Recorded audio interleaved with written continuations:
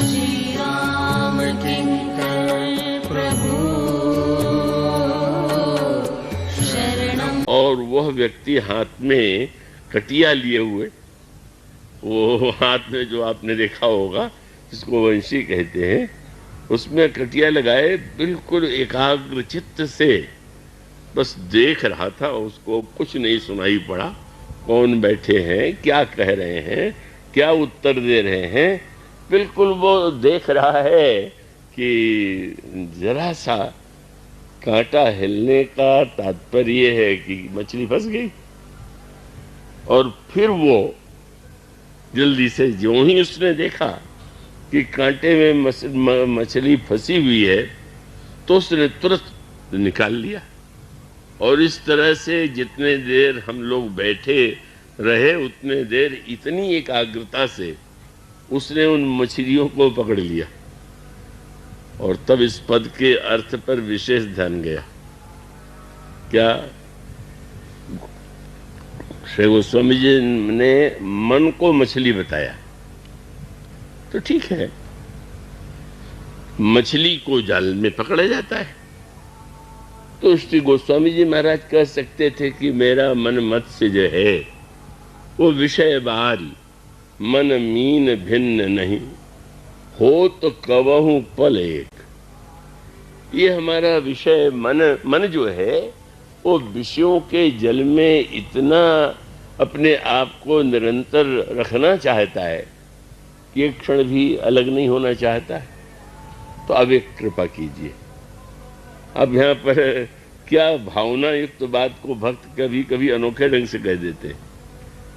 यहाँ जाल से नाम न लेकर के उन्होंने कहा महाराज मेरे मन की मछली को बंसी में फंसाइए।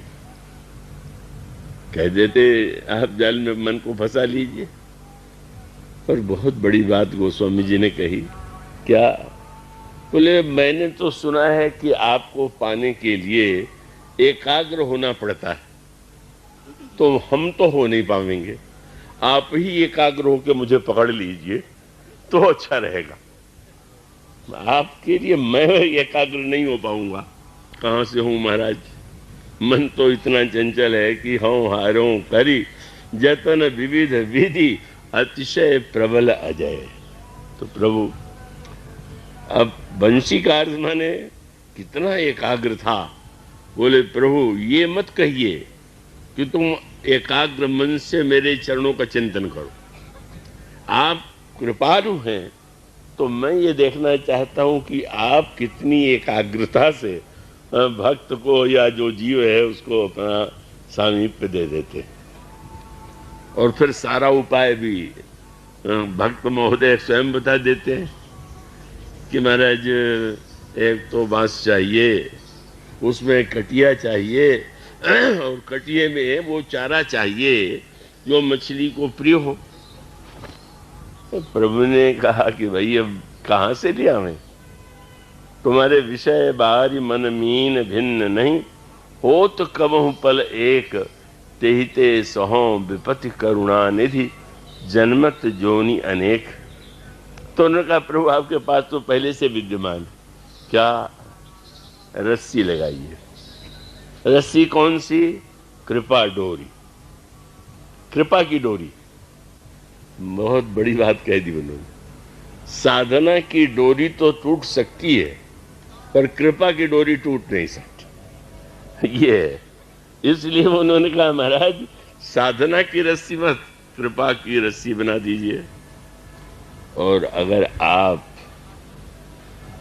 खोज रहे हो कि वो टेढ़ी कटिया चाहिए मछली को फंसाने के लिए, तो आपके श्री चरणों में तो अंकुश रेखा बनी हुई है, वो ठीक कटिए के समान है। कृपा डोरी वंशी पद अंकुश। और उससे भी बड़ी बात कह दी कि जो मछली को फंसाना चाहता है वो ऐसा चारा लगा देता है कि जिसके लोभ में मछली अगर पकड़ में आ जाए तो सब उलट दिया।